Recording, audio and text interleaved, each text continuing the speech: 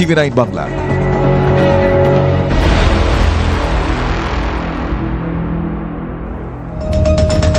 বিশ্বাসে মিলায় বস্তু তর্কে বহুদূর।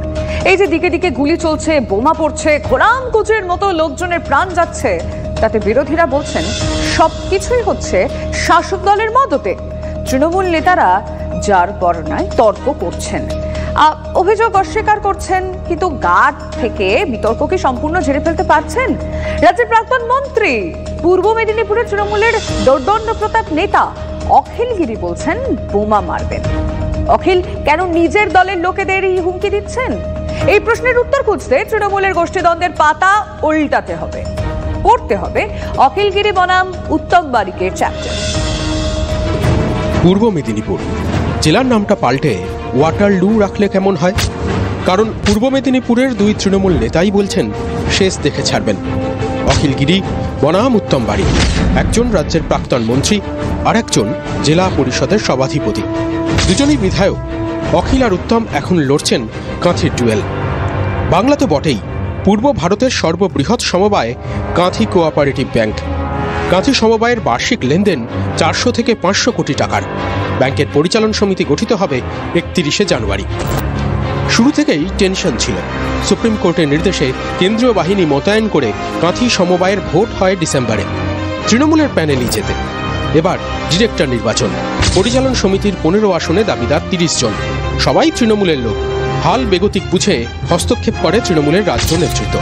তারপরেও অখিল গিরি এবং উত্তম বারিক লড়ছেন। সেই লড়াই কেমন বোঝালেন অখিল গিরি।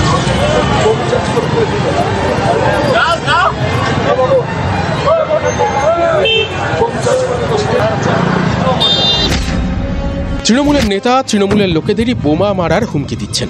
কেন? কারণ অখিল গিরিকে দেখেই চোর চোর করে চেঁচিয়েছিলেন উত্তম বারিকের অনুগামী।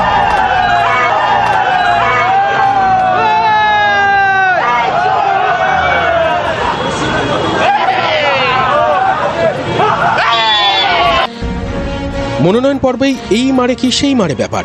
ডিরেক্টর নির্বাচনের দিন কি হবে? তৃণমূল নেতৃত্বের নির্দেশে অখিল উত্তম দ্বন্দ্ব মেটাতে কাঁথিতে পড়ে আছেন দুই তৃণমূল নেতা রাজীব বন্দ্যোপাধ্যায় এবং আশিস চক্রবর্তী। ভোটাভুটির কথা এড়াতে পারছেন না রাজীব।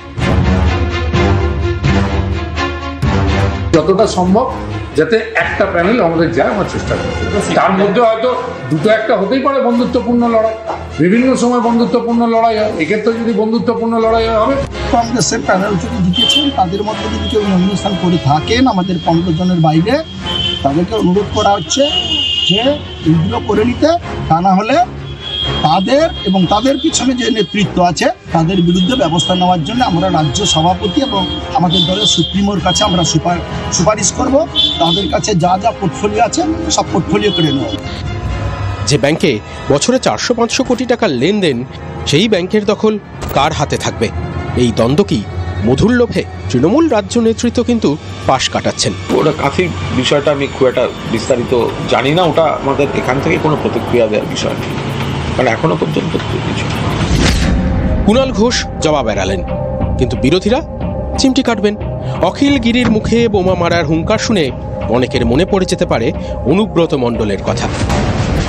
কোন নির্দল প্রার্থীকে ভোট নয়, আর যদি কোনো প্রশাসন ভাবে নির্দলকে সমর্থন করব, সেই প্রশাসনের পুলিশে পড়ে বোম মারুন। বীরভূমের বাঘ হুমকি দিয়েছিলেন পুলিশকে। অখিল গিরি সাবধান করেছেন উত্তম বারিকের অনুগামীদের। স্বার্থ সিদ্ধিতে তৃণমূল বনাম তৃণমূল যে কতটা ভয়ঙ্কর হতে পারে সেটাই কি প্রমাণ করছেন না অখিল গিরিরা? কংগ্রেসের তো অস্তিত্বই নাই, বিজেপিরও তো সেই একই অবস্থা, সিপিএম এরও একই অবস্থা। তাহলে আমাদেরকে বোমা মারতে কেন হবে? বোমা কাকে মারার জন্য কেউ বোমা রাখছে? তৃণমূলের কর্মীদের। আমি এই বিরোধী।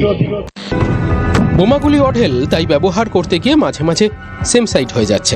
হুমায়ুন কবিরের কথা ধরলে কাঁথিতেও তো স্টক ক্লিয়ারেন্সের আশঙ্কা থাকছে। নেতৃত্বের কথা শুনে যদি উত্তম বারিক তার প্যানেল প্রত্যাহার না করেন, তাহলে অখিল গিরির প্যানেলের সঙ্গে ভোটাভুটি তো অবশ্যম্ভাবী।